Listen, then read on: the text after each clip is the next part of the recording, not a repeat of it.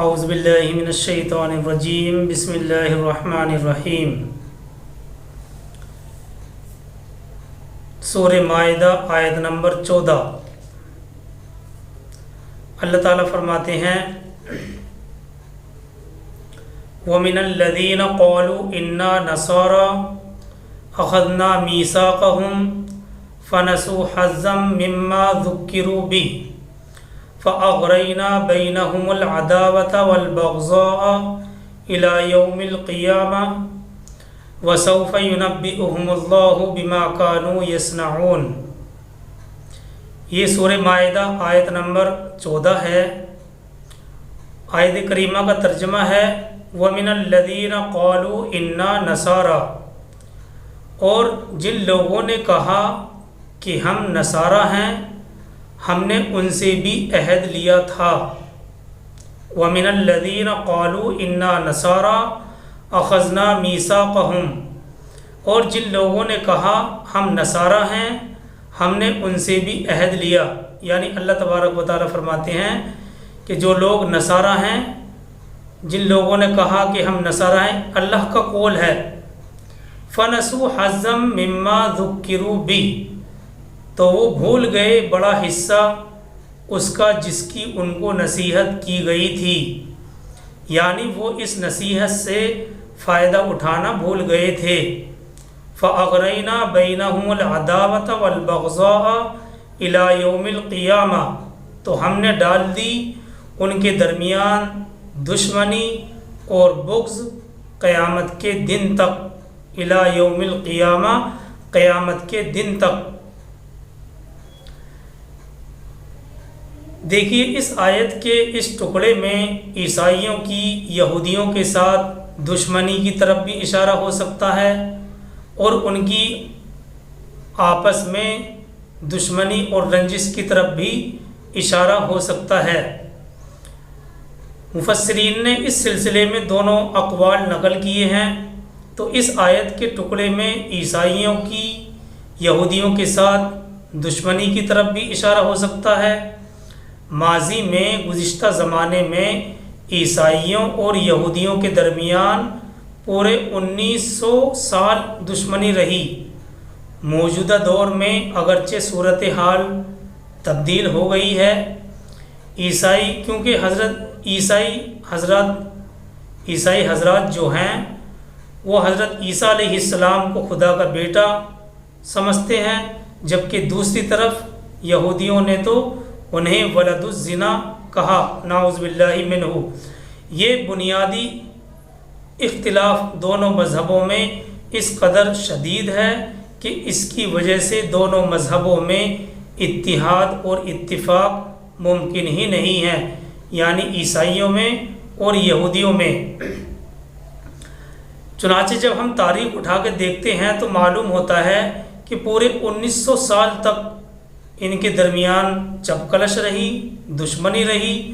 موجودہ دور میں اگرچہ صورتحال تبدیل ہو گئی ہے، عیسائی حضرات حضرت عیسیٰ علیہ السلام کو خدا کا بیٹا بلکہ خدا بھی سمجھتے ہیں، جبکہ دوسری طرف یہودیوں نے انہیں ولد الزنا کہا۔ تو یہ بنیادی اختلافات ہیں دونوں مذہبوں کے درمیان، اور یہ اختلافات اس قدر شدید ہیں کہ اس کی وجہ سے دونوں مذہبوں میں اتحاد اور اتفاق ممکن ہی نہیں ہے۔ لیکن جب ہم آیت کے ظاہری الفاظ پر غور کرتے ہیں تو ایسا معلوم ہوتا ہے کہ اس سے عیسائیوں کی آپسی دشمنی اور بغض مراد ہے، کیونکہ یہاں پر نصارہ کا قول ہی نقل کیا جا رہا ہے۔ وہ لوگ جنہوں نے کہا کہ ہم نصارہ ہیں، ہم نے ان سے بھی عہد لیا تھا، اور انہوں نے اس عہد کو بھلا دیا، جس کی وجہ سے ہم نے ان کے درمیان دشمنی اور بغض کو ڈال دیا۔ تو ظاہری الفاظ تو یہی کہہ رہے ہیں کہ ایسا معلوم ہوتا ہے کہ اس سے عیسائیوں کی آپسی دشمنی اور بغض مراد ہے، کیونکہ ان کے بھی مختلف فرقے ہیں، اور ان فرقوں کے درمیان نظریاتی اختلافات بھی ہیں، اور یہی اختلافات آگے بڑھ کر جنگ اور قتال کی صورت میں نمودار ہوتے ہیں، جنگ اور قتال کی صورت میں ظاہر ہوتے ہیں۔ مذہبی بنیادوں پر عیسائیوں کی آپسی خانہ جنگیوں کی مثال ایسی ہے کہ پوری انسانی تاریخ میں ایسی مثال نہیں ملتی ہے۔ یہ جو اختلافات ہیں مذہبی بنیادوں پر عیسائی فرقوں کی آپسی خانہ جنگیوں کی مثال ایسی ہے کہ پوری انسانی تاریخ میں اس جیسی مثال نہیں ملتی۔ مذہب کے نام پر عیسائیوں کی خون ریزی اور قتل و غارت گری کے واقعات اور قتل و غارت گری کی داستانیں اور رونگٹے کھڑے کر دینے والی تفصیلات بلڈ آن دا کراس نامی ایک بڑی ضخیم کتاب میں ملتی ہے، اور یہ کتاب لندن سے شائع ہوئی تھی۔ تو بہرحال اس کتاب میں بڑی تفصیلات کے ساتھ عیسائیوں کی آپسی خون ریزی اور قتل و غارت گری کی داستانیں اور واقعات رونگٹے کھڑے کر دینے والی تفصیلات اس کتاب کے اندر موجود ہے۔ جب ہم معارف القرآن کھولتے ہیں تو معارف القرآن نے اس آیت کے تحت یہ نقل کیا ہے کہ اس آیت میں عیسائیوں کے عہد توڑنے کی سزا یہ بیان کی ہے کہ ان کے درمیان آپس میں دشمنی ڈال دی جو قیامت تک چلتی رہے گی۔ اس پر آج کے عیسائیوں کے حالات سے یہ شبہ ہو سکتا ہے کہ وہ سب تو متحد نظر آتے ہیں۔ جواب یہی ہے کہ یہ حال ان لوگوں کا بیان کیا گیا ہے جو واقعی عیسائی ہیں، واقعی عیسائی مذہب سے تعلق رکھتے ہیں اور عیسائی مذہب کے پابند ہیں۔ وہ جنہوں نے اپنے مذہب ہی کو چھوڑ دیا، دو رہیے بن گئے اور حقیقت میں عیسائیوں کی فہرست سے خارج ہیں، چاہے وہ قومی طور پر اپنے آپ کو عیسائی کہتے ہوں۔ ایسے لوگوں میں اگر مذہب باقی نہ رہا تو اس آیت کے منافی نہیں، کیونکہ ان کا جو اختلاف تھا مذہب کی بنیاد پر تھا۔ جب مذہب ہی نہیں رہا تو اختلاف بھی نہیں رہا۔ تو اس آیت میں بیان ان لوگوں کا ہے جو مذہبی اعتبار سے نصارہ اور عیسائی ہیں، ان لوگوں کا اختلاف اور دشمنی مشہور ہے، جیسا کہ مثال کے طور پر ابھی بیان کیا گیا۔ تو آج کل کے حالات سے یہ شبہ ہو سکتا ہے کہ وہ سب کے سب تو متحد نظر آتے ہیں۔ جواب یہی ہے کہ یہ ان لوگوں کا بیان ہے جو واقعی عیسائی ہیں اور عیسائی مذہب کے پابند ہیں، اور جنہوں نے اپنے مذہب کو چھوڑ دیا وہ حقیقت میں عیسائیوں کی فہرست سے خارج ہیں، چاہے بھلے ہی وہ اپنے آپ کو عیسائی کہتے ہوں۔ ایسے لوگوں میں اگر مذہب نہیں رہا تو اس آیت کے منافی نہیں ہے، کیونکہ آیت کریمہ کے اندر جو اختلافات بیان کیا جا رہا ہے وہ مذہب کی بنیاد پر ہے، اور جب مذہب ہی نہیں رہا تو پھر اختلاف بھی نہیں رہا۔ اس آیت میں ان لوگوں کا بیان ہے جو مذہبی اعتبار سے نصارہ اور عیسائی ہیں، ان لوگوں کا اختلاف اور آپسی دشمنی بہت مشہور ہے۔ بہرحال معارف القرآن نے تفسیر بیضاوی کے حاشیے سے نقل کیا ہے کہ نصارہ میں اصل 3 فرقے تھے، بعد میں اگرچہ ان کی تعداد بڑھ گئی لیکن اصل اعتبار سے 3 فرقے تھے۔ نمبر 1 فستوریہ، جو حضرت عیسیٰ علیہ السلام کو خدا کا بیٹا کہتے تھے۔ دوسرا یعقوبیہ ہے، جو خود عیسیٰ علیہ السلام کو خدا کا متحد مانتے تھے۔ تیسرا ملکائیہ ہے، جو حضرت عیسیٰ کو 3 خداؤں میں سے ایک مانتے تھے۔ اب دیکھیے ظاہر سی بات یہ ہے کہ یہ اتنے بڑے عقائدی اختلافات ہیں کہ ان کے ساتھ آپس میں متحد رہنا یہ ممکن ہی نہیں بلکہ محال ہے۔ تو یہ اتنے بڑے عقائد کے اختلاف کے ساتھ اتحاد کیسے ممکن ہو سکتا ہے؟ اتنے بڑے عقائد کے اختلافات میں تو صرف اور صرف دشمنی اور بغض ہی ظاہر ہوگا۔ تو اس آیت کے اندر یہی بات بیان فرمائی جا رہی ہے۔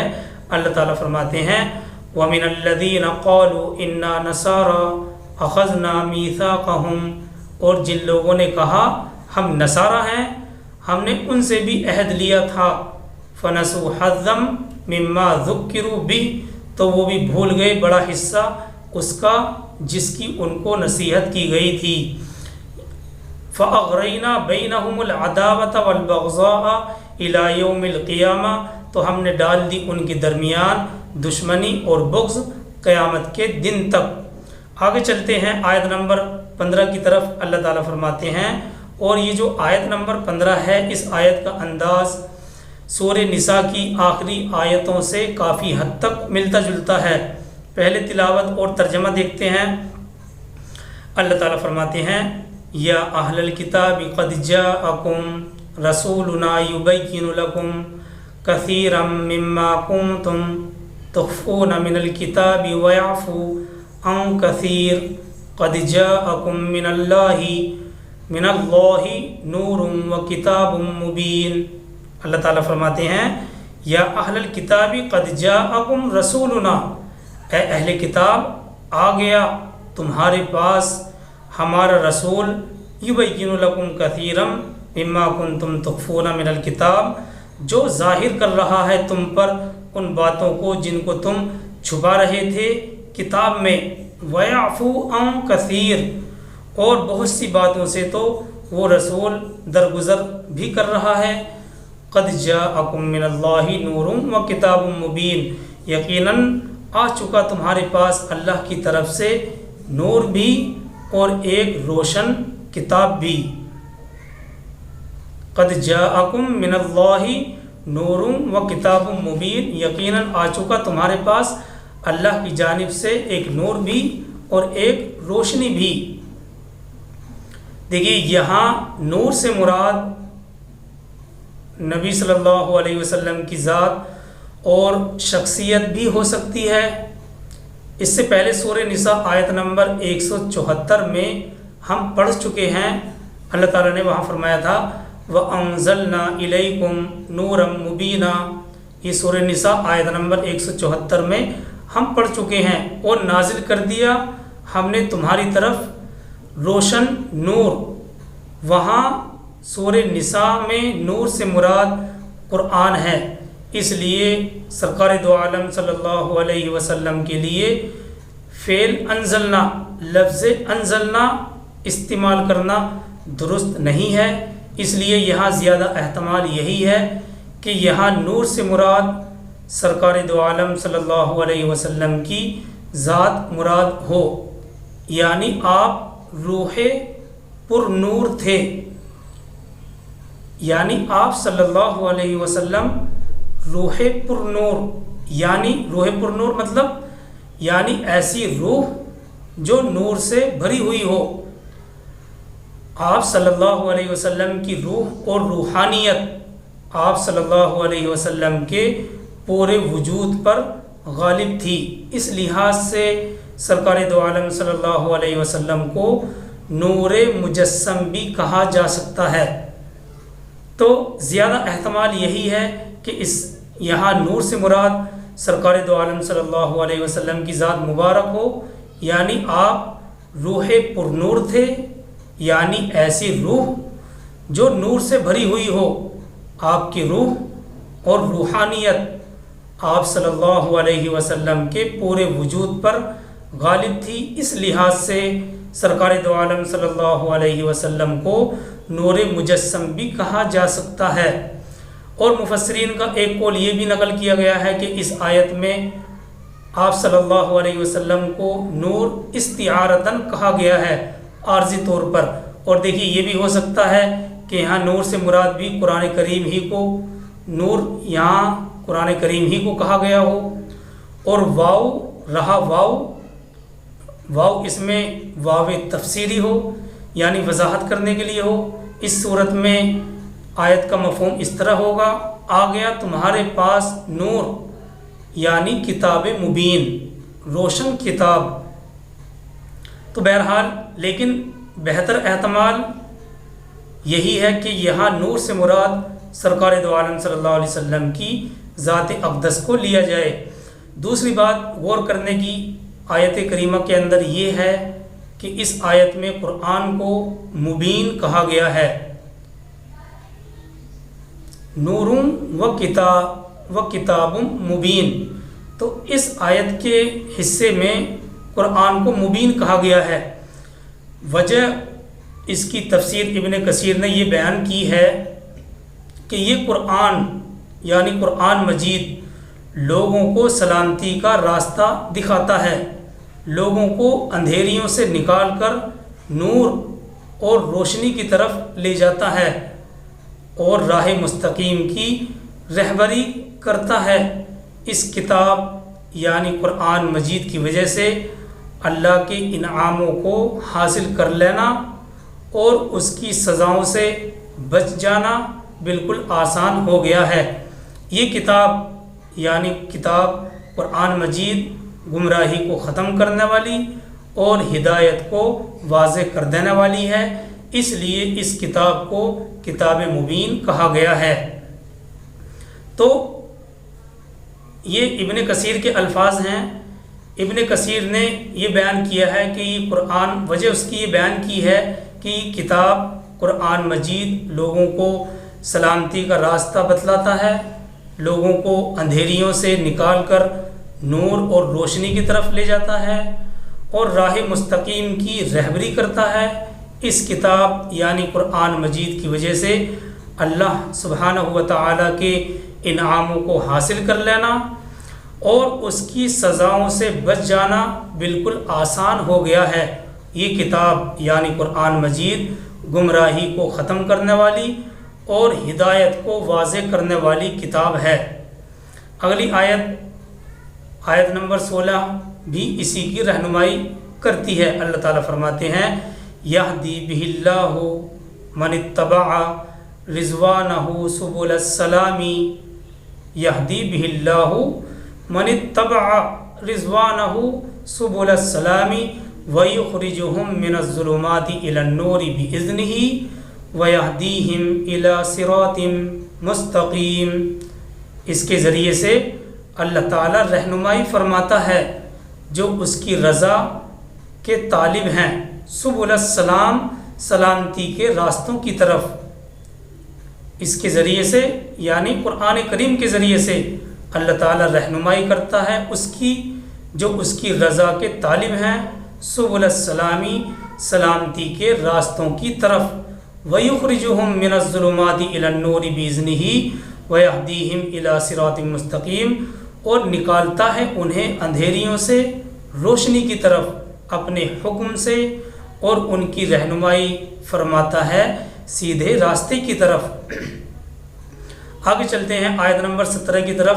اللہ تعالیٰ فرماتے ہیں لَقَدْ كَفَرَ الَّذِينَ قَالُوا إِنَّ اللَّهَ هُوَ الْمَسِيحُ ابْنُ مَرْيَمَ، یقیناً کفر کیا انہوں نے جنہوں نے کہا کہ اللہ ہی مسیح بن مریم ہے۔ لَقَدْ كَفَرَ الَّذِينَ قَالُوا إِنَّ اللَّهَ هُوَ الْمَسِيحُ ابْنُ مَرْيَمَ، یقیناً کفر کیا انہوں نے جنہوں نے کہا اللہ ہی مسیح بن مریم ہے۔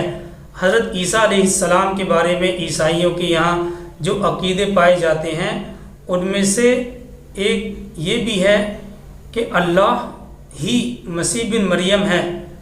اس عقیدے کی بنیاد اس نظریے پر ہے کہ خدا ہی انسانی شکل میں ظہور کر لیتا ہے، انسان کا روپ دھارن کر لیتا ہے، انسانی شکل میں ظہور کر لیتا ہے۔